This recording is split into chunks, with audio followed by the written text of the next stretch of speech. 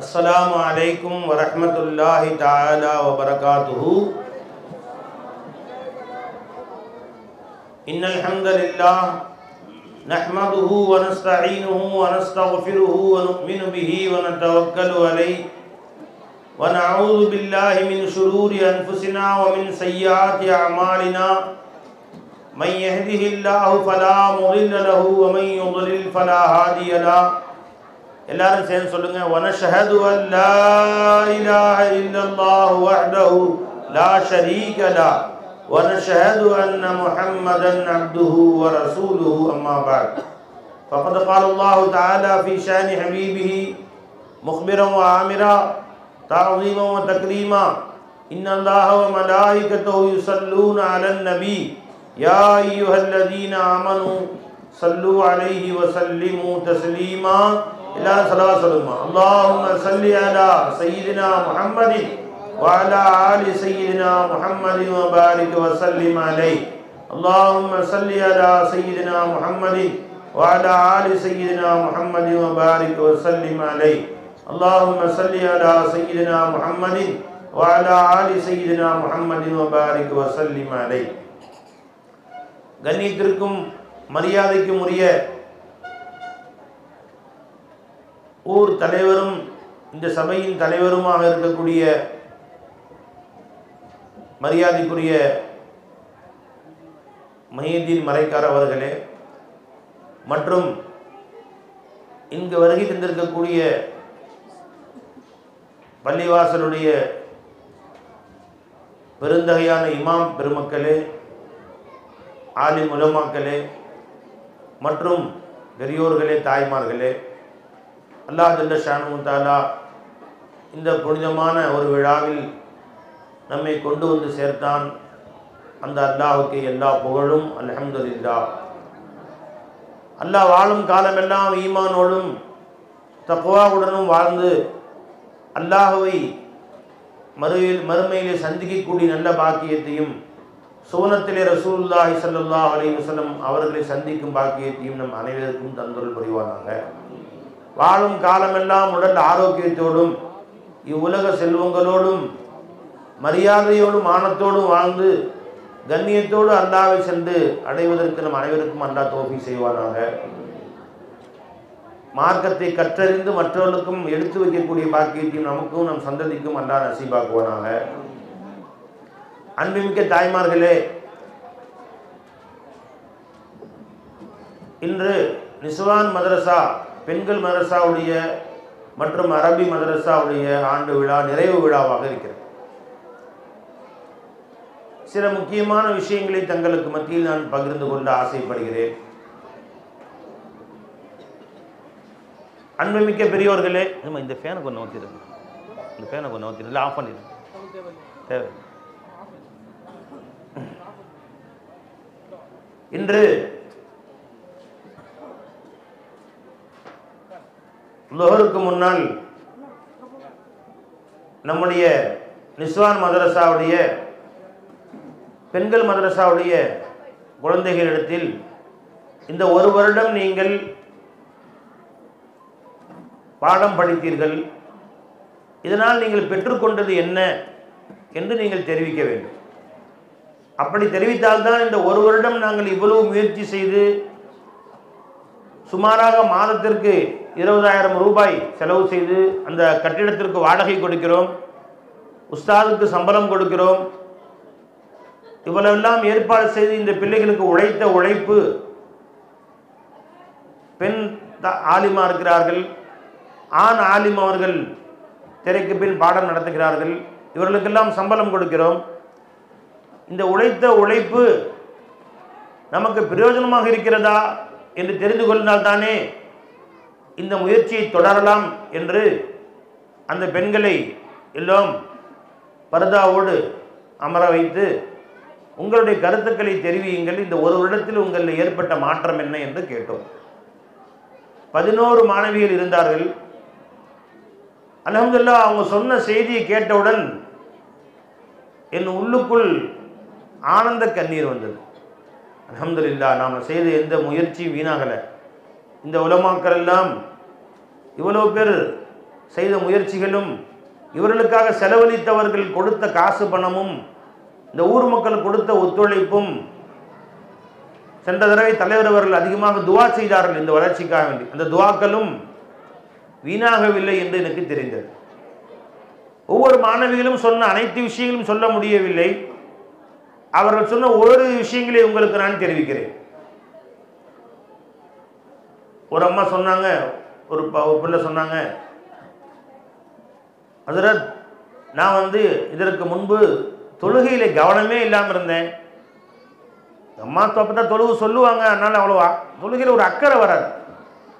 இந்த ஒரு வருட பயிற்சிக்கு பின்னாடி அல்லாஹுடைய ஃபضலை கொண்டு இன்னைக்கு ஒரு வக்து தொழுகை கூட விடுறதே இல்லை. எங்கள் அம்மா சொல்லணும்னு அவசியம் இல்லை, எங்கள் அத்தா சொல்லணும்னு அவசியமே இல்லை. வக்து வந்தால் எனக்கே ஒரு பயம் வந்துடுது, அல்லாஹுடைய பயம். நானாக போய் நின்று தொழுகிறேன், ஒரு வக்து தொழுகை கூட விடுறதே இல்லை என்று சொன்னாங்க. அல்லாஹ் அக்பர். இது சாதாரண விஷயம் அது. இது ஒரு அம்மா சொன்னாங்க, எல்லா பிள்ளைங்களும் சொன்னாங்க, இதை எல்லா மாணவிகளும் சொன்னாங்க, ஒரு வக்து தொழுகை கூட விடுறதில்லை. ஆனால் இதற்கு முன்னால் நாங்கள் அலட்சியமாக இருந்தோம். அப்போ அந்த பிள்ளைகிட்ட நான் சொன்னேன், இது கேட்கவே ஆனந்தமாக இருக்கு. ஏன்னா எந்த வீட்டிலே ஒரு தாய் தொழுக ஆரம்பித்து விட்டாலோ அந்த வீட்டிலே வளரக்கூடிய பிள்ளைகளையும் தொழக்கூடிய பிள்ளைகளாக அவர்கள் மாற்றி விடுவார்கள்.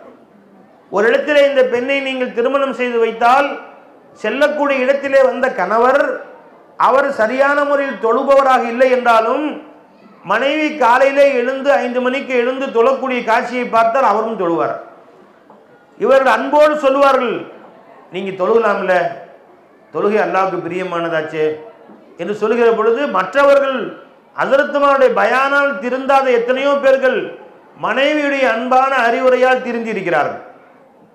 எத்தனையோ பேர்கள் சொல்லி நான் கேட்டிருக்கிறேன், நான் தொழுகைனா அவ்வளோ எனக்கு பழக்கம் இல்லை, ஆனால் எங்கள் வீட்டுக்கு நான் கல்யாணம் முடித்த பின்னாடி என் மனைவி வந்த பின்னாடி அவங்க சொல்லி சொல்லி நான் தொழுகையாளி ஆகிட்டேன். குர்ஆனே ஓத தெரியாமல் இருந்தேன், என் மனைவி இடத்திலே குர்ஆன் ஓதிக்கொண்டேன்.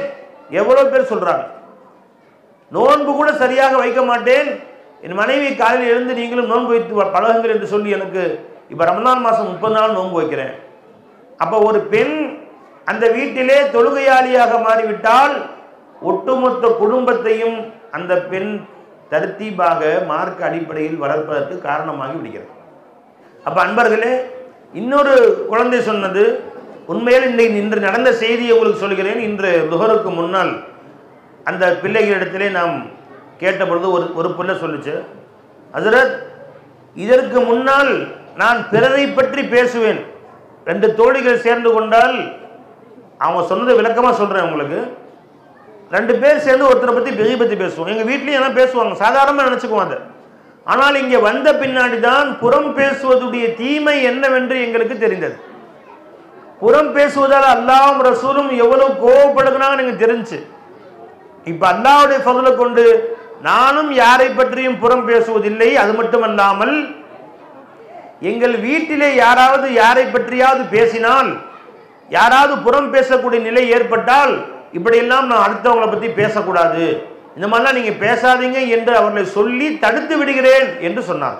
அல்ஹம்துலில்லாஹ். கேட்கவே சந்தோஷமாக இருந்துச்சு, கேட்கவே மகிழ்ச்சியாக இருந்தது. அல்ஹம்துலில்லாஹ்.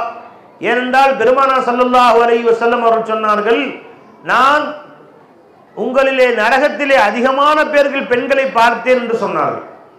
அதற்கு காரணம் என்னவென்று பெண்கள் கேட்டதற்கு துக்ஃபிர்னல் அஷீர் வ துக்ஸிர்னல் லஅன என்று சொன்னார்கள் ஸல்லல்லாஹு அலைஹி வஸல்லம். நீங்கள் உங்கள் கணவருக்கு மாறு செய்வதும், கணவருக்கு நன்றி இல்லாமல் நடந்து கொள்வதும், இன்னும் நீங்கள் அதிகமாக வாயிலே சாபம் இடுவதும் தான் என்று சொன்னார்கள். இன்னொரு ரிவாயத்திலே பெருமானார் சொன்னார்கள், ஒரு மனிதனை நரகத்திலே முகம் குப்புற கவிழ்க்கக்கூடியது இல்லா ஹசாயிது அல்சினத்திஹிம், அவன் நாவுடைய அறுவடை தான் என்று சொன்னார்கள். நாவினால் புறம் பேசுகிறோம், அந்த புறம் பேசுவதை ஒரு சாதாரணமாக எண்ணிக்கொள்ளி விளையாட்டாக போய்விடுகிறோம்.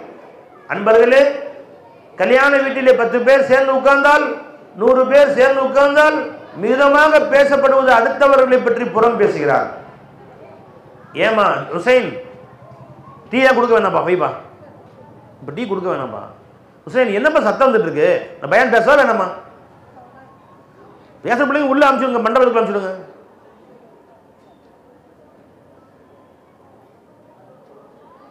டீ ஏன் கொடுக்குறீங்க இப்போ பாடத்து பயன் பேசும்போது?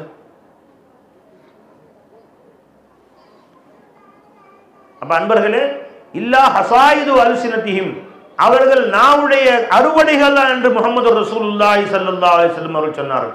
அப்போ ஒரு மனிதர்களை மிகுதமானவர்கள் நரகத்திற்கு செல்வதற்கு காரணம் நாக்கு தான் நண்பர்களே. வீட்டில் வரக்கூடிய பிரச்சனையுடைய துவக்கம் எங்கன்னா நாக்கு தான்.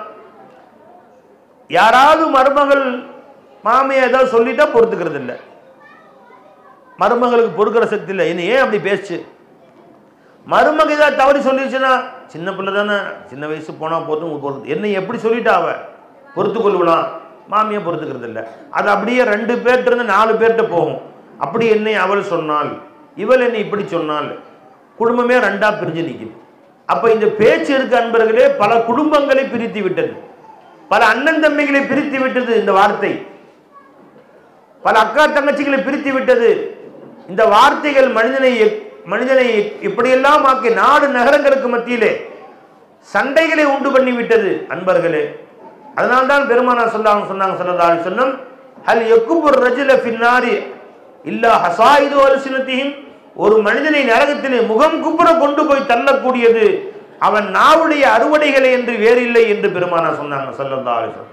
அப்ப அன்பர்களே, அந்த அம்மா அந்த பாப்பா சொன்னாங்க, நான் இங்கே வந்த பின்னாடி நானும் புறம் பேசுவதில்லை, என் வீட்டிலே யாராவது புறம் பேசினால் கூட இது அல்லாஹ்வுக்கும் ரசூலுக்கும் பிடிக்காத வஸ்து, எனவே இதை விட்டும் தவிர்ந்து கொள்ளுங்கள் என்று சொல்லி புறம் பேசுவதை விட்டும் நிப்பாட்டி விடுகிறேன் என்று சொன்னார். கேட்கவே சந்தோஷமா இருந்துச்சு.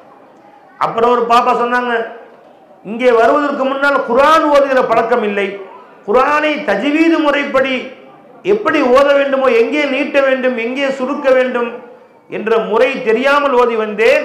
அல்லாஹ்வுடைய கருணையால் இப்போ நான் அதிகமாக குர்ஆன் ஓத ஆரம்பிச்சிட்டோம், குர்ஆனை வீட்லேயும் அதிகமாக ஓதுறேன், அது மட்டுமல்லாமல் குர்ஆனை முறைப்படி ஓத கற்றுக்கொண்டேன்னு சொன்னாங்க. இது கேட்பதற்கே ரொம்ப சந்தோஷமா இருந்துச்சு. அன்பர்களே, அந்த மாணவர்கிட்ட சொன்னேன், ரமலான் மாதம் வருது, இந்த ரமலான் மாதத்துடைய சிறப்பை அல்லாஹ் ரொம்ப சொல்லியிருக்கிறான், குர்ஆன்ல ரமலானின் சிறப்பை அல்லாஹ் எப்படி சொன்னான் என்று கேட்டேன். அப்ப சொன்னாங்க, ஷஹரு ரமலான் அல்லதி உன்சில ஃபீஹில் குர்ஆன், ரமலான் எவ்வளவு சிறந்த மாதம் என்றால் அந்த மாதத்தில் தான் அல்லாஹ் தஆலா குர்ஆனை இறக்கினான் என்று அல்லாஹ் சொல்றான். இந்த ரமலானுடைய உயர்வையே அல்லாஹ் தஆலா குர்ஆனை வச்சு தான் சொல்றான். இப்போ ஒவ்வொருத்தரும் இந்த ரமலானை குர்ஆனை அதிகமாக ஓத பயன்படுத்தி கொள்ள வேண்டும். அப்போ நான் அந்த பெண்மணிகளிட்ட சொன்னேன், இன்ஷா அல்லாஹ் தஆலா எங்கள் குடும்பங்களில் நான் பார்த்திருக்கிறேன், வீட்டு வேலைகளையும் பார்த்து கொண்டு சஹரு இஃப்தாருடைய உணவுகளையும் சமைத்து கொண்டு தாய்மார்கள் ரமலானிலே 10 ஹத்தம் ஓதிடுவாங்க. பார்த்தா அவங்களுடைய தொழுகக்கூடிய இடங்களில் முசல்லா விரித்து ரேஹாலி விரித்து குர்ஆனை திறந்தும் வச்சுருப்பாங்க. சஹருக்கு சஹர் சாப்பாடு செஞ்சுட்டு சஹருக்கு உட்கார்வதற்கு கொஞ்சம் நேரம் இருந்தால் ஒரு அரை ஜுசு ஓதிடுவாங்க, ஒரு 10 பக்கம் ஓதிடுவாங்க. சஹர் சாப்பிட்டுட்டு தொழுகைக்கு நேரம் வந்தால் அங்கே ஒரு 4 பக்கம் ஓதிடுவாங்க. இப்படியாக அவர்கள் எந்த நேரத்திலெல்லாம் நேரம் கிடைக்கிறதோ, நேரம் கிடைக்கிற பொழுதெல்லாம் குர்ஆன் ஓதி கொண்டிருப்பார்கள். அதே மாதிரி பகலெல்லாம் ஒரு வேலை முடிந்து அடுத்த வேலை ஆரம்பிப்பதற்கு 5 பக்கம் 10 பக்கம் ஓதுவாங்க. இப்படியாக ஒரு நாளைக்கு குறைந்தது 3 ஜுசு ஓதுவாங்க. ரமலான்ல 3 ஜுசு ஓதினால் ரமலான் முழுக்க 8 ஹத்தம் 9 ஹத்தம் 10 ஹத்தம் எல்லாம் நம்முடைய தாய்மார்கள் ஓதி கொண்டிருப்பார்கள் என்று சொல்லிட்டு அந்த பிள்ளைகிட்ட நான் சொன்னேன், இப்போ நான் சொல்றேன் கேட்டுக்கமா, இந்த ரமலானில் நம்முடைய நிஸ்வான் மதரசாவுடைய பிள்ளைகள் யாரெல்லாம் அதிகமாக குர்ஆன் ஓதுறீங்களோ, உள்ளதிலே அதிகமாக யார் குர்ஆன் ஓதுறீங்களோ, எத்தனை தடவை ஓதுறீங்களோ அவர்களுக்கு சிறப்பு பரிசு கொடுக்கப்படும். அது மட்டுமல்லாமல் யார் 10 ஹத்தம் ஓதுறீங்களோ அவங்களுக்கு 1000 ரூபாய் பரிசுன்னு சொல்லியிருக்கு இன்ஷா அல்லாஹ் தஆலா. நான் சொல்றேன், இப்போ அந்த நிஸ்வான் மதரசாவுடைய ஓதக்கூடிய பெண்களுக்கு மட்டுமல்ல, இங்கே வந்திருக்கக்கூடிய தாய்மார்கள் எல்லாருக்குமே ஒரு சவால், இந்த ரமலான்ல 10 ஹத்தம் ஓதணும். 10 முறை குர்ஆனை யார் முடிக்கிறாங்களோ இன்ஷா அல்லாஹ் ரமலானுக்கு பின்னால் நடக்கும் நிகழ்ச்சியிலே 1000 ரூபாய் பரிசு செய்வோமா இன்ஷா அல்லாஹ். ஏமா இந்த குர்ஆன் ஓதுற சவாபு உங்களுக்கு கிடைக்கும். யார் அதிகமாக குர்ஆன் ஓதுகிறார்களோ அல்லாஹ் இடத்துல அந்தஸ்து கிடைக்கும், அல்லாஹ் வாழ்க்கை விசாலமாக்கி வைப்பான், ரஹமத்துடைய மலக்குகள் வருவார்கள், நோய் நொடிகளை விட்டு அல்லாஹ் அந்த குடும்பத்தை பாதுகாப்பான், அல்லாஹ் தஆலாவுடைய அருளும் ரசூலுல்லாஹ்வுடைய துஆவும் கிடைக்கும். அதிகமாக ஓதுங்கள். சிறப்பு பரிசாக 10 ஹத்தம் முடித்தவர் யார் இந்த ஊரில் வராங்கன்னு பார்ப்போம் இன்ஷா அல்லாஹ். எங்கள் ஊரில் நிறைய பேர் ஓதுறாங்க. இங்கே யாரெல்லாம் தாய்மார்கள் 10 ஹத்தம் முடிக்கிறீங்களோ உங்களுடைய சொல்லையே ஆதாரமாக வைத்து இன்ஷா அல்லாஹ் தஆலா நீங்கள் பேர் கொடுத்தீர்களே, ஆனால் ரமலான் முடிந்த பின்பு 1000 ரூபாய் எனது சார்பாக இன்ஷா அல்லாஹ், மதரசா சார்பாக இல்லை, எனது சார்பாக பரிசு கொடுக்கப்படும். இந்த நம்முடைய ஓதக்கூடிய 11 பெண்களும் சொல்லிட்டாங்க, நாங்கள்லாம் 10 கத்தம் முடிக்கிறோம்னு சொல்லியிருக்கிறாங்க. இன்ஷா அல்லாஹ் தஆலா ஒரு நாளைக்கு 4 ஜுஸு, ஒரு நாளைக்கு ஒரு 4-5 ஜுஸு ஓதினால் இன்ஷா அல்லாஹ் போதும். கொஞ்சம் கொஞ்சமாக ஓதி அதிகமாக ஓதி 10 கத்தம் முடிப்பு அல்லாஹ் தௌஃபீக் செய்வானாக. அன்பர்களே, அப்புறம் ஒரு பாப்பா சொன்னாங்க, தஹஜ்ஜத் தொழுகிற பழக்கம் எங்கள் வீட்டில் யாரிடத்திலும் இல்லவே இல்லை. இப்போ அல்லாஹ் ஜல்லஷானு தஆலாவுடைய கருணையால் எங்கள் வீட்டிலே நான் தஹஜ்ஜத் தொழுக ஆரம்பித்தேன். எங்கள் குடும்பத்தாரும் தொழுகிறாங்க, மாஷா அல்லாஹ். பாருங்களா, தஹஜ்ஜுடைய நேரம் மனிதர்களை இழந்து விடக்கூடிய மிகப்பெரிய நேரம் அன்பர்களே. ஹதீஸ் ஷரீஃபில் வருது, யார் தஹஜ்ஜுடைய நேரத்தில் எழுந்து தொழுவதுடைய சிறப்பை பெருமானார் சொல்றாங்க ஸல்லல்லாஹு அலைஹி வஸல்லம், இரவுடைய கடைசி பகுதியிலே, அதாவது ஃபஜ்ர் தொழுகைக்கு ஒரு 2 மணி நேரம் 3 மணி நேரத்துக்கு முன்னாடி, ஒரு 2 மணிலிருந்து 4 மணி வரைக்கும் உள்ள நேரம், அந்த நேரத்திலே முதல் வானத்திற்கு அல்லாஹ் தஆலா இறங்கி வந்து, ஹல்மின் முஸ்தக்ஃபிரின் ஃபஅக்ஃபிருஹு, உங்களில் யாரும் தங்கள் பாவங்களுக்கு மன்னிப்பு கேட்பவர்கள் இருக்கிறார்களா? உங்கள் பாவங்களை நான் மன்னிக்கிறேன். உங்களில் யாரும் தன்னுடைய கடனாளர் இருக்கிறார்கள், அந்த கடனை நான் அடைக்கிறேன். வறுமையில் வாடுபவர்கள் இருக்கிறார்களா? நான் வறுமையை நிவர்த்தி செய்கிறேன். நோயாளிகள் இருக்கிறார்களா? நோயை ஷிஃபாவாக்குகிறேன் என்று அல்லாஹ் ஜல்லஷானு தஆலா ஒவ்வொருவரையாக அழைத்து கேட்கிறான். இது ஒவ்வொரு இரவும் நடக்கிறது. அப்ப அன்பர்களே, நாம் தாய்மார்கள் அந்த நேரத்தை பயன்படுத்தி கொள்ளுங்கள்.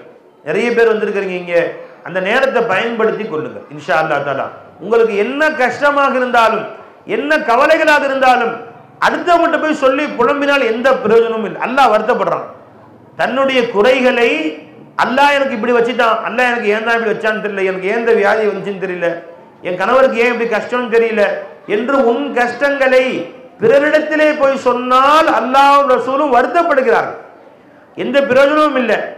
அன்பர்களே, அது அல்லாஹ்விடத்திலே சொல்லு. ரப்பே இன்னமா அஷ்கு பஸ்தி வ ஹுஸ்னி இலல்லாஹ், என் கவலைகள் அனைத்தையும் உன்னிடத்தில் தான் நான் சொல்கிறேன் என்று நமது கவலைகளை அல்லாஹ் இடத்திலே சொன்னால் அல்லாஹ் ஜல்லஷானு தஆலா அதை நம்ம நிவர்த்தி செய்து கொடுப்பான்.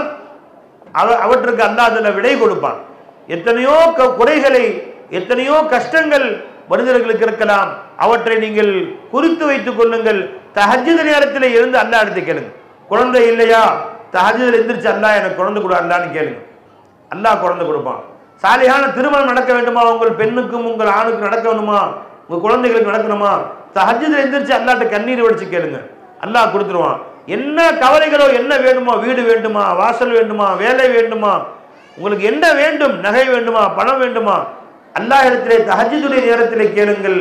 அல்லாஹ் ஜல்லஷானு தஆலா கொடுப்பதற்கு தயாராக இருக்கிறான். துஆவுக்கு என்று உள்ள ஸ்பெஷல் நேரம் தஹஜ்ஜுடைய நேரமாக இருக்கிறது. அப்ப அந்த பிள்ளைகள் எல்லாம் தஹஜ்ஜத் தொழக்கூடியவர்களாக ஆகிவிட்டார்கள். இங்கே வந்த ஒரு வருடத்திலேயே இன்ஷா அல்லாஹ் தஆலா இவ்வளவு பெரிய மாற்றத்தை அல்லாஹ் கொடுத்திருக்கிறான். இன்னும் 2 வருடங்கள் அந்த பெண்கள் ஓதி இன்ஷா அல்லாஹ் இதே மேடையிலே அல்லாஹ் நாடினால் பட்டம் வாங்குவார்கள். அந்த நேரத்தில் இன்னும் பல மாற்றங்களை அல்லாஹ் தஆலா அந்த பெண்களிடத்திலே உண்டாக்கி கொடுப்பான். அப்புறம் ஒரு பாப்பா சொன்னாங்க, ஹஜ்ரத் எங்க அம்மா பாப்பாவுடைய அருமை எனக்கு தெரியல, அதனால வாப்பா அம்மாவை நான் வந்து மரியாதை இல்லாமலாம் பேசுவேன், அவங்க போனால் போமா அந்த வேலை செய்ய முடியாது அப்படின்னு அலட்சியமாக நான் நடந்துக்குவேன். இங்கே வந்த பின்னாடி அல்லாஹ்வுடைய கிருபையில என் தாயுடைய அருமை என்னவென்று எனக்கு தெரிந்தது. என் தாய்க்கு நான் உதவி செய்கிறேன், அவங்க துஆவை வாங்குகிறேன், அவங்களோட பணிவோடு நடந்து கொள்கிறேன் என்று சொன்னார்.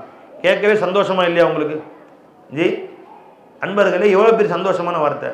எப்ப நீ தாயிடத்திலே பணிந்து துஆ வாங்கி விட்டாயோ அந்த துஆ மௌத்து வரைக்கும் கூட வரும். நல்லா விளங்கிங்க. ஒரு அம்மா சொன்னாங்க ஒரு மகளை பத்தி, என் மகள் இந்த மாதிரிலாம் என்கிட்ட நடந்துக்குது, மரியாதை இல்லாமல் நடந்துக்குது. அந்த மகள்கிட்ட நான் சொன்னேன், இங்கே பாருமா, நல்லா கவனிக்கிறீங்க பாருங்க, இங்கே பாருமா, இந்த கையில் நான் பேனா வச்சிருக்கிறேன், கையை நவுத்துனா பேனா கீழே விழுந்துடும். அந்த மாதிரி தான் நம்ம வாழ்க்கை அம்மா பாப்பாவோட துஆவில் அல்லாஹ் வச்சிருக்கிறான். அவங்க துஆங்கிற கை இருக்கிற வரைக்கும் உன் வாழ்க்கை நல்லபடியாக ஓடும்.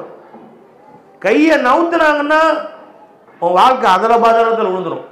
துஆங்கிற வாப்பா அம்மாவுடைய கையை மட்டும் நவுத்துற மாதிரி ஆக்கிறாரு. அவன் வயிறு எரிஞ்சு உன்னை பதுவா செய்கிற மாதிரி நீ ஆக்கிறாரு. அவங்க துஆ தான் உன்னை வாழ வைக்கும். ஹஜ்ரத் மூசா அலைஹிஸ்ஸலாம் அவர்கள் டெய்லி அல்லாட்ட போய் மலையில் போய் பேசுவாங்க. வளர்ந்துங்களா? அவங்க அம்மா உட்காந்து கண்ணீர் வச்சுட்டு இருப்பாங்க. யா அல்லா, என் பையன் விவரமில்லாத பையன், சின்ன பையன் இல்லை, அம்மாவுக்கு பையன் சின்ன பையன் தானே, என்ன பெருசாகி தாடியாக நினச்சி போனாலும் என் சின்ன பையன் அவனுக்கு கல்யாணம்னு. உங்கள் சின்ன பையனுக்கு அவனுக்கு கல்யாணமா? என்னங்க சொல்கிறீங்க? எங்கள் செல்ல பிள்ளை அவர், என் ராஜா, என் செல்ல வாப்பா, பேர் வைக்க பார்த்தீங்களா, என் கண்ணு வாப்பா, அவருக்கு அவங்களுடைய பேத்தி கல்யாணம். இந்த அம்மா வந்து சொல்லுது. அந்த மாதிரி அவங்களுக்கு சின்ன பிள்ளை தானே. மூசா அலைஹிஸ்ஸலாம் அவர்களுடைய அம்மா சொல்லுவாங்களாம், யா அல்லாஹ், என் பிள்ளை விவரமில்லாத பிள்ளை, ரப்பே உன்ட்ட பேச வர்றாப்புல, ஏதாவது உன்ட்ட முன்ன பின்ன தவறாக பேசுனா நீ கோவிச்சுக்காத அல்லா, மன்னிச்சுக்க அல்லான்னு அம்மா அழுது துவா செஞ்சுட்டு இருப்பாங்களாம். அவங்க மலைக்கு போய் திரும்பி வர வரைக்கும். அந்த அம்மா மூத்தா போயிட்டாங்க. மூசா தான் அல்லாட்ட பேச வந்தாங்க. அல்லாஹ் சொன்னான்னா, மூசா, இனிமேல் நீ என்கிட்ட உஷாரா பேசு. இதுவரை உன் அம்மா உனக்காக கையேந்தி துவா செய்து கொண்டிருந்தார்கள். என் மகனுடைய பேச்சுக்களில் ஏதாவது முன்ன பின்ன மரியாதை இல்லாமல் பேசிட்டா கூட மன்னிச்சுக்க அல்லான்னு சொல்லிட்டு இருந்தாங்க. அம்மா போயிட்டாங்க. அதனால இனிமேல் உஷாரா என்கிட்ட பேசு, என் கோபம் வர்ற மாதிரி நடந்துக்காதுன்னு நல்லா சொன்னாங்க. அல்லாஹு அக்பர். அப்போ அன்பர்களே, தாய் தந்தையுடைய துவாவை விளங்கலை. பையன் வெளிநாட்டில் இருக்கிறாரு, இவர் சந்தோஷமா ஃப்ளைட்டில் போய் வேலை செஞ்சு ஃப்ளைட்டில் திரும்பி வர்ற வரைக்கும் இந்த அம்மாவுடைய கை, ஏந்தின கை அப்படியே நிற்கிது. அந்த கை தான் உன்னை பாதுகாப்பாக கூட்டிகிட்டு போய் பாதுகாப்பாக வருது. அந்த கையை நவுத்திட்டாங்க, என்ன நடக்கும், என்ன ஆகும், கதி எப்படி ஆகும்னு சொல்லவே முடியாது அன்பர்களே. அதனால பாப்பாவுடைய துவாவையும் அம்மாவுடைய துவாவையும் நீங்கள் சாதாரணமாக விளங்காதீங்க. நான் பயணம் கிளம்புறதுக்கு முன்னாடி பாப்பாட்ட ஒரு வாரம் வெளியூர்களுக்கு பயணம் போகிறோம்ப்பா அப்படின்னு அவங்க பாதத்தில் தலையை வச்சு அவங்க காலில் முத்தமிட்டு துவா செஞ்சேன். சந்தோஷமாக போயிட்டு வாப்பா, அல்லாஹ் உன்னை பாதுகாப்பான் அப்படின்னு எங்கள் பாப்பா சொன்னாங்க. நான் தைரியமாக வளர்க்குறேன். அந்த தாய் தந்தையுடைய துவா இருக்கே, அது நமக்கு இருக்கும் காலமெல்லாம் அல்லாஹ்வுடைய பாதுகாப்பு இருக்கும். அந்த துவா வந்து நம்ம சுற்றிக்கிட்டே இருக்குமா, 4 பக்கமும், மேல் கீழ் வலம் இடம் எல்லா பக்கமும் வாப்பா அம்மாவுடைய துவா நம்மை சூழ்ந்து கொண்டே இருக்கும். தைரியமா நீ எங்க போலாம், எதிரிகள் உண்மையில் கை வைக்காமல் உன்னை பாதுகாக்கும், ஆபத்துகள் சூழாமல் உன்னை பாதுகாக்கும், உன் வண்டி ஆக்சிடென்ட் ஆகாம பாதுகாக்கும், எதிரிகள்கிட்ட நீ மாட்டாம கண்ணேறுபடாமல் உன்னை பாதுகாக்கும், வெளிநாடுகளில் போகும்போது உன்னுடைய ஃப்ளைட்டுக்கு ஆபத்து வராமல் பாதுகாக்கும், அங்க போன இடத்துல உனக்கு ஒரு வியாதிகள் வராம பாதுகாக்கும், திரும்ப சந்தோஷமா கொண்டு வந்து சேர்க்கும். இது எல்லா பவரும் வாப்பா அம்மாவுடைய துவாவில் இருக்கு. இந்த துவாவை சாதாரண நினைச்சுக்கிட்ட நீ 1000 தடவை கையெழுந்தினாலும் அல்லாஹ் தஆலா கொடுக்கறதுக்கு சில நேரம் தாமதமாக்குவான். யோசிப்பான் அல்லாஹ் ஜல்ல ஷானு தஆலா. உங்க அம்மா ஒரு நேரம் கண்ணீர் வடிச்சு அந்த முந்தானில கண்ணை தொடச்சிக்கிட்டு, யா அல்லாஹ், என் பிள்ளைக்கு நீ அருள் செய்ய அல்லான்னு கேட்டாங்கன்னா அல்லாஹ் ஜல்ல ஷானு தஆலா நீ லட்சம் தடவை கேட்ட துவா ஒரு பக்கம், உங்க அம்மாவுடைய துவா ஒரு பக்கம். ஹதீஸ்ல வருது, தகப்பனாருடைய துவாவுக்கும் அல்லாஹ்வுக்கும் மத்தியில எந்த தடையும் இல்லைன்னு வருது. சாதாரண விஷயமா அன்பர்களே? யாருக்கெல்லாம் வாப்பா அம்மா அல்லாஹ்ட்ட போயிட்டாங்களோ அவங்க ஒரு பக்கம் இருக்கிறாங்க. யாருக்காவது வாப்பாவோ அம்மாவோ ஒருத்தராவது 2 பேராவது ஹயாத்தா இருக்கிறாங்களோ அது அல்லாஹ் கொடுத்த பெரிய பாக்கியம்னு விளங்கிங்க, அது அல்லாஹ் கொடுத்த பெரிய நியமத்துன்னு விளங்கிங்க. அவங்களுடைய துவா வந்து 1000 ஆஸ்பத்திரி வீடு மேலான. நீ 1000 ஆஸ்பத்திரிக்கு போய் நடக்காது ஒரு துவாவை கொண்டு சாதிச்சு காட்டிடுவாங்க அம்மா. புகாரி இமாமுக்கு 2 கண்ணும் போயிடுச்சு. அவங்க அம்மா கையேந்தினாங்க, ரப்பே என் பிள்ளைக்கு நீ தான் கண்ணு கொடுத்த, நீ தான் அந்த கண்ணை எடுத்த, நீ நினைச்சா அந்த கண்ணை கொடுத்துடலாம். அந்த கண்ணு கொடுத்து அந்த பையன் எதிர்காலத்தில் ஒரு நல்ல மனுஷனா உலக மக்களுக்கு பலன் தரக்கூடிய பிள்ளையா வாழ்றதுக்கு தௌஃபீக் செய்ய அம்மா அழுதாங்க. அம்மாவுடைய துவாவுக்கு நல்ல கண்ணை கொடுத்தான் அல்லாஹ் தான். இன்னைக்கு புகாரி இமாம் உலகமெல்லாம் பேசுறீங்க. இந்த அந்தஸ்தை அவங்களுக்கு ஆளாக்குறது அவங்க அம்மா. அம்மாவுடைய துவா அவ்வளோ சாதாரண விளங்கிட்டீங்களா அன்பர்களே? இந்த குழந்தைகள் இன்னைக்கு சொல்லுச்சு, நான் இதுக்கு முன்னாடி அம்மா நான் யாரு, அம்மாவுடைய துவா எப்படிப்பட்டது, அம்மாவுக்கு எப்படி நடந்துக்கணும், அம்மா முன்னாடி எப்படி மரியாதை செலுத்தணும், அம்மாவுடைய பேச்சுக்கு எப்படி நம்ம அதபு செய்யணும்னு எதுவுமே தெரியாமல் இருந்தேன். இந்த மதரசா எனக்கு கற்றுக் கொடுத்துச்சு, இந்த மதரசா ஒழுக்கத்தை எனக்கு போதிச்சு கொடுத்துச்சு. இன்னைக்கு அம்மாட்ட நான் துவா வாங்கக்கூடிய பிள்ளையா என்னை பிள்ளை ஆக்கிருச்சுன்னு இன்னைக்கு மதியானம் அந்த பிள்ளை சொல்லுது. பாப்பாவுடைய பேர் எனக்கு தெரியல, இன்னைக்கு நடந்த செய்தி சொல்லுது. அப்போ நான் கேட்டேன், ஏமா இந்த மதரசாவோட உயர் விளங்கிங்க, நான் பையன் பள்ளிக்கூடத்தில் படிக்கிற பாடம் இருக்கே அது தேவையில்லாத பாடம், சும்மா படித்து டிகிரி வாங்கி வச்சுக்கலாம், வேணா கல்யாண பத்திரிகையில் எம்எஸ்சி பிஎஸ்சின்னு போடலாம், ஒரு சோத்துக்கு உபயோகம் கிடையாது. யாராவது ஒரு பிள்ளை 8ஆம் கிளாஸ் படிக்கும் போது என் பிள்ளை ரொம்ப ஒழுக்கம் கம்மியாக இருந்துச்சு, 10th படிக்கும் போது அந்த கல்வி அறிவால் ரொம்ப ஒழுக்கமுள்ள பிள்ளையாக மாறிடுச்சு, +2 படிக்கும் போது பார்த்தா என் பையன் அப்படியே திறமையான பையனாகி வீட்டுக்கே உலகத்துக்கே பலன் தரக்கூடிய பிள்ளையாக போயிட்டான். அடேங்கப்பா காலேஜ் போன அறிவு இன்னும் கூடுச்சு. இன்னைக்கு அந்த பையன் ரொம்ப வெகு சிறப்பான பையனா, ஊருக்கே நல்ல செய்யக்கூடிய பையனா மாறிட்டான், என் புள்ள அந்த மாதிரி தங்கமா மாறிடுச்சு சொல்லி கேள்விப்பட்டிருக்கீங்க யாராச்சும்? அந்த மாதிரி யாரும் கேள்விப்பட்டிருக்கீங்களா? 8ஆம் கிளாஸ் படிக்கிற வரைக்கும் அத்தா அம்மா பேச்சை கேட்டான் சார். 10th படிக்க போனானா இல்லையா, 10ஆம் படிச்சானா இல்லையா, தருதலையா போயிட்டான். அதோட +2 படிக்க போட்டானா இல்லையா, முடி இங்கேயும் காணா இங்கேயும் காணா, நடுவில் மட்டும் நிற்கிது, என்னமோ அந்த விசிறி மாதிரி நிற்கிது நடுவில். காலேஜ் போனா இல்லையா, கையில் ஒரு நாய் சங்கிலி, கழுத்தில் ஒரு நாய் சங்கிலி, நாய் குணமாகவே மாறிட்டான். என்ன அதில் சின்ன வயசுல நல்லா இருந்தான், படிப்பு ஏற ஏற ஏற அது வரைக்கும் அண்ணன் தம்பிகிட்ட ஒழுங்கா இருந்தான்.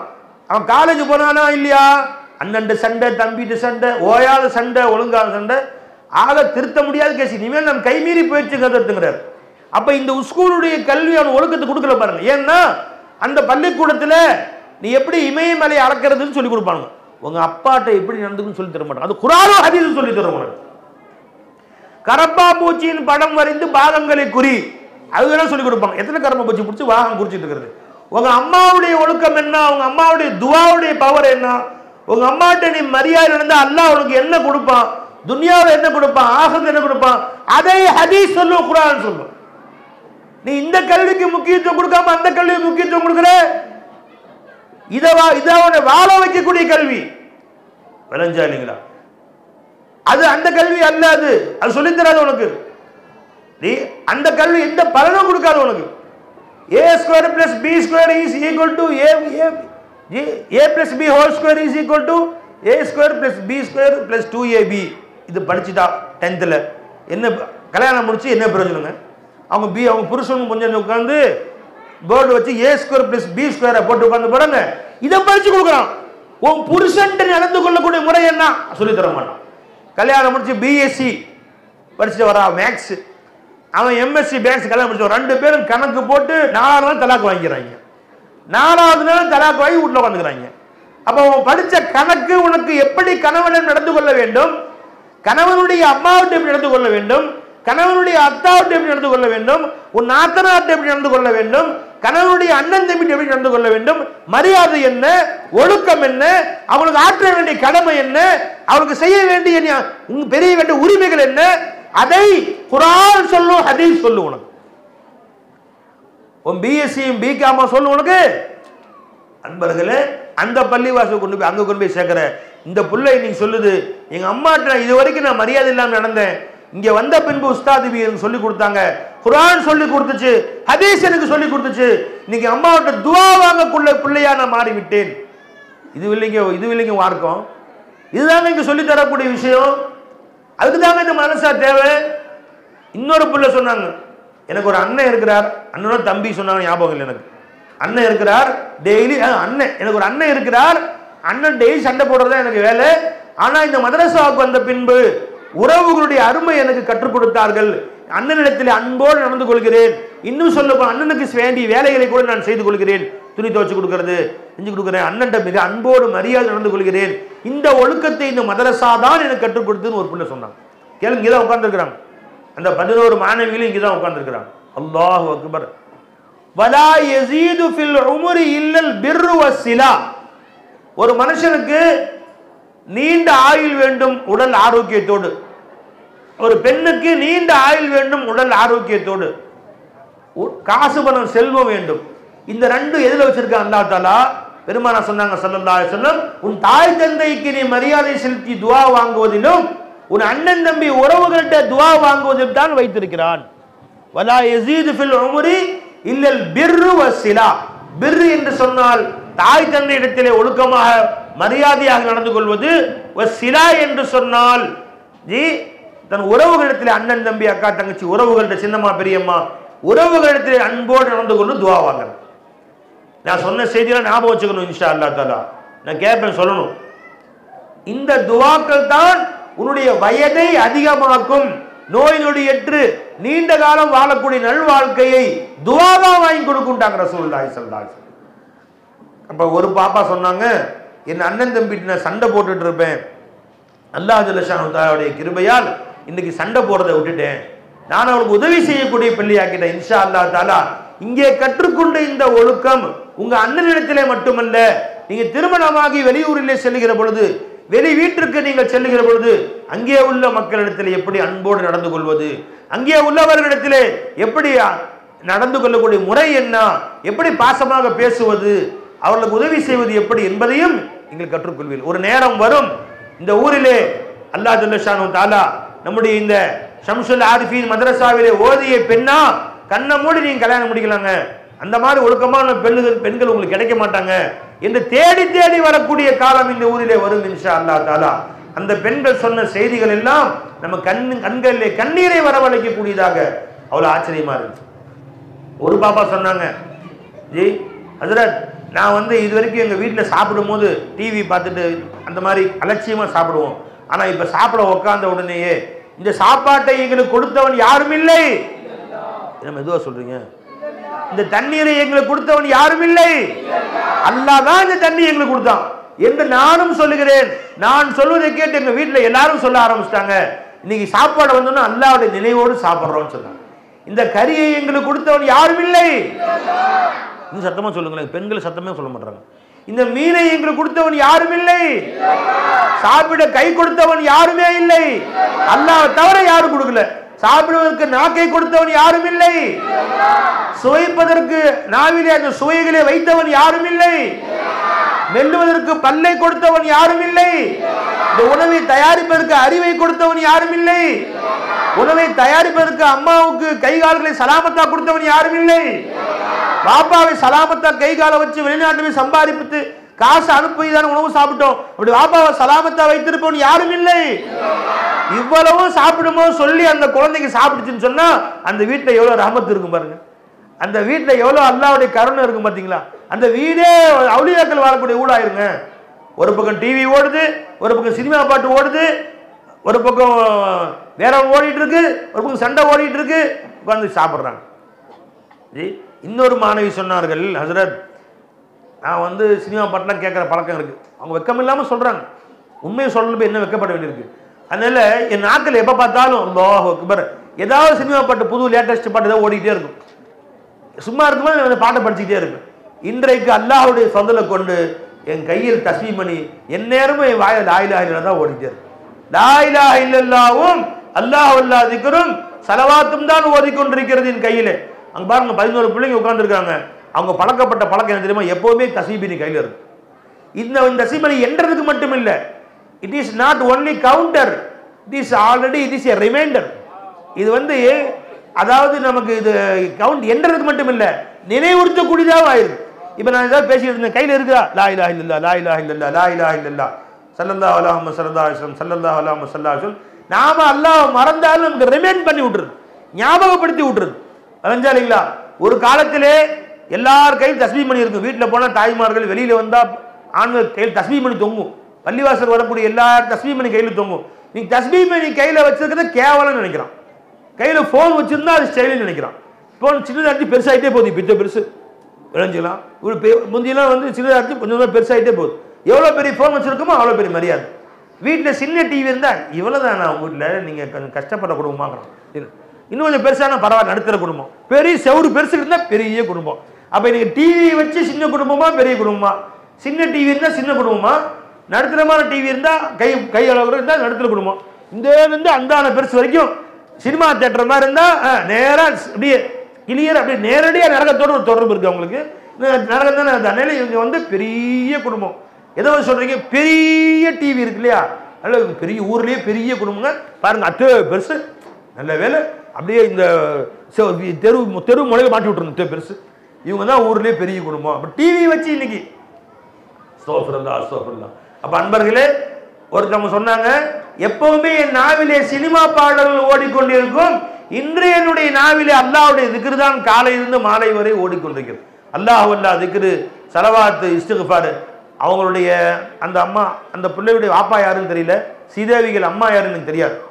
ஒரு பாப்பா சொல்லுச்சு, அவங்க அத்தா எனக்கு தெரியும், பேர் சொன்னேன், ஷேக் அண்ணன் இருக்காங்களா, அவங்க வீட்டில் சொன்னாங்க, எங்க வீட்டில் எப்பவுமே டிவி உட்காந்துருக்காங்களே, டிவி ஓடிக்கிட்டு இருக்கும், அல்லாஹ்வுடைய ஃபضல் கூட டிவி மூடி வச்சாச்சு, இன்னைக்கு டிவி பார்க்க டைம் இல்லை எங்க வீட்டில்.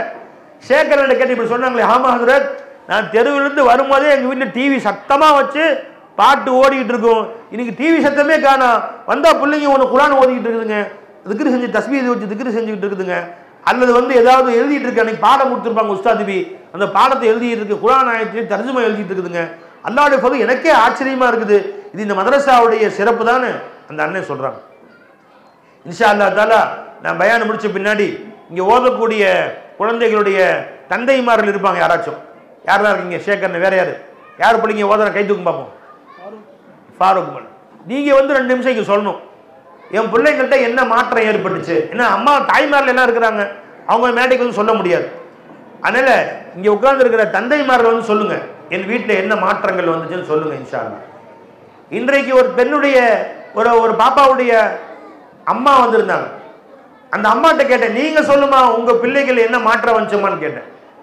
நான் என் பிள்ளையை சேர்த்து கொஞ்ச நாள் தான் ஆச்சு, நான் என்ன எதிர்பார்த்தேனோ அதை விட அதிகமான மாற்றங்கள் பிள்ளைகள் இருக்கு. ரொம்ப சிறந்ததா எனக்கு சொல்லவே சந்தோஷமா இருக்கு. அந்த மாதிரியான மாற்றங்கள் என் பிள்ளைகள் இருக்கு. தீன்தாரியான ஒழுக்கமான பிள்ளைய என் பிள்ளை மாறிக்கிட்டு வருது, மகிழ்ச்சியா இருக்கு. அந்த அம்மா சொன்னாங்க, ஒரு அம்மா வந்திருந்தாங்க, அவங்க சொன்னாங்க. அப்ப அன்பர்களே, இப்படிப்பட்ட பெரிய மாற்றங்களை உண்டு பண்ணக்கூடியதாக அல்லாஹ் தஆலா இந்த மதரசாவை ஆக்கி வச்சான். இன்னொரு பாப்பா சொன்னாங்க, ஹஜ்ரத் இன்றைக்கு நான் கற்ற கல்வியை மற்றவர்களுக்கு சொல்ல வேண்டும் என்ற ஆசை என்கிட்ட வந்துருச்சு. முடிஞ்ச அளவுக்கு நான் மற்றவர்களுக்கு நான் சொல்லி எத்தி வைக்கிறேன், எனக்கு தெரிஞ்ச சட்டங்களை மற்றவங்க கேட்டால் சொல்லி கொடுக்குறேன். இன்னொரு பாப்பா சொன்னாங்க, சட்ட திட்டங்கள் எதுவும் எனக்கு தெரியாமல் இருந்துச்சு, இங்க வந்த பின்னாடி எப்படி தொழுவது, முறையான தொழுவது எப்படி, மார்க்க முறையாக சுத்தம் செய்வது எப்படி, முறையாக நோன்பு வைப்பது எப்படி, நோன்புடைய முறித்தல்கள் என்ன, தொழுகையுடைய முறித்தல் என்ன, தொழுகையில ஃபர்து என்ன, சுன்னத் என்ன, வாஜிப் என்ன, சஜ்தா சஹவ் என்றால் என்ன, எப்ப சஜ்தா சஹவ் செய்யணும் என்பது போன்ற சட்டத்திட்டங்களை எல்லாம் இந்த மதரசாவிற்கு வந்த பின்பு நான் கற்றுக்கொண்டேன் என்று அந்த பிள்ளைகள் சொல்லி காண்பித்தார். நண்பர்களே, இன்னொரு பிள்ளை சொன்னாங்க, அல்லாஹ்வுடைய ஃபضலை கொண்டு மாசத்துக்கு 3 நாள் நான் நோன்பு வைக்கிறேன் ஹஜ்ரத். அந்த பழக்கத்தை நாங்கள் ஏற்படுத்திக்கிட்டோம். நிறைய பேர் நிறைய வந்து இந்த பிள்ளைங்க எல்லாமே மாசம் நஃபிலான 3 நாட்கள் நோன்பு வைக்கிறோம். அந்த 3 நாள் நோன்பு வைக்கிற பலன் தெரியுமா? ரமலான்ல நம்மளே சில நோன்புகள்லாம் கலாவாயிரும் அல்லவா, அது அடுத்தடுத்து நோன்பு வைக்கும் மாசம் 3 நாள் நோன்பு வைக்கிற பொழுது அந்த நோன்புடைய கலா செய்து விட்டால் ஒரு நோன்பு கூட கலா இல்லாதவர்களாக நாம் வாழ்வதற்கு இது நமக்கு உபயோகமாக ஆகிவிடுகிறது. ஆக அன்பர்களே, நான் வந்து மதியானம் ஒரு அரை மணி நேரம் இருக்கும், அவங்க சுருக்கமா என்று சொன்னாங்க. அதற்கு பின்னால் விரிவாக அவர்கள் சொல்ல ஆரம்பிச்சானா நேரம் பத்தாது. அவ்வளவு மாற்றங்களை அந்த பெண்கள் தாங்கள் பெற்றுக்கொண்டார். அப்ப அந்த பெண்கள்ட்ட நான் சொன்னோம், நீங்கள் பெற்ற இந்த இன்பங்களை மற்றவர்களுக்கு எத்தி வை. இன்ஷா அல்லாஹ் தஆலா ரமலானுக்கு பின்னாடி 2வது வருடம் இந்த 11 பேரும் அவங்க 2வது வருஷம் போயிடுவாங்க. முதல் வருஷத்துக்காக வேண்டி அட்மிஷன் நடைபெற்றுக் கொண்டிருக்கிறது. இங்க வந்திருக்கக்கூடிய தாய்மார்களும் சரி, பெரியவங்களும் சரி, ஒவ்வொருத்தரும் தங்கள் வீட்டில் உள்ள பிள்ளைகளை அனுப்பி வையுங்கள். 10 வயதானால் மதரசாவில் சேர்த்து விடுங்க. 5ஆம் கிளாஸ் படித்தா கூட போதும், அதுக்கு மேலே படித்து கலெக்டராக போதும் உங்க பிள்ளை, அதில் பெரிய வந்து வேலைக்கே போக போகிறாங்க. வேலைக்கு போய் மாதமெல்லாம் சம்பாரித்து ஒரு கையாளாத புருஷனை கட்டி வச்சு அவனுக்கு உழைச்சி இவங்க சம்பாரித்து அவங்களுக்கு போட போகிறாங்களா? அப்படி இல்லை. நம்ம அதனால எதுவும் எழுத படிக்க வந்துச்சா, 5ஆம் கிளாஸ் 6ஆம் கிளாஸ் படித்தாங்களா, அந்த பிள்ளைகளை நீங்கள் மதரசாவுக்கு அனுப்பி வைத்து ஒழுக்கம் என்றால் என்ன, மார்க்கம் என்றால் என்ன, தீன் என்றால் என்ன என்று எதிர்காலத்துக்கு உதவி செய்யுங்கள். அந்த பிள்ளைகள் வாழுகின்ற காலத்திலே வாப்பா அம்மாவுக்கா துவா செய்யும், யாரெல்லாம் எங்கள் வாப்பா அம்மா கொண்டு வந்து இந்த மதரசாவிலே சேர்த்து உன்னை பற்றி எனக்கு கற்றுக் கொடுத்தார்கள், அது நன்மை என்று நான் பெற்றுக்கொள்கிறேன். அல்ல எங்கள் வாப்பா அம்மா கபூர்ல சொர்க்க பூஞ்சோலையாக ஆக்கி வை, எல்லாம் துவா செய்யும். அப்படி நீங்கள் செய்ய தவறினால் ஒரு நேரம் வரும், யாரெல்லாம் இன்னைக்கு என் குடும்பத்தில் 1000 பிரச்சனை வருதுன்னா, மார்க்க சட்டம் தெரியாம நான் உட்கார்ந்து இருக்கிறேன்னா, எங்க வாப்பா அம்மா என்னை மதரசாவுக்கு அனுப்பி அல்லாஹ்வுடைய சட்டம் என்ன, ரசூலுடைய சட்டம் என்னன்னு கற்றுக் கொடுக்காம பள்ளிக்கூடத்துக்கும் அதுக்கும் காலேஜுக்கும் வேன்லையும் பஸ்லையும் கார்லையும் பைக்லையும் என்னை அமுச்சு வச்சாங்க, இன்னைக்கு எதுவுமே தெரியாம வீட்டில் உட்கார்ந்து கஷ்டப்படுறேன்னு சொன்னா எங்க வாப்பா அம்மாவுடைய அவங்க செஞ்ச எனக்கு தீமை தான் செஞ்சாங்க என்று சொல்லுவார்கள். அதனுடைய தண்டனை அல்லாஹ் கபர்ல உங்களுக்கு கொடுப்பான். கபர்ல அல்லாஹ் தஆலா உங்களை கேட்பான்.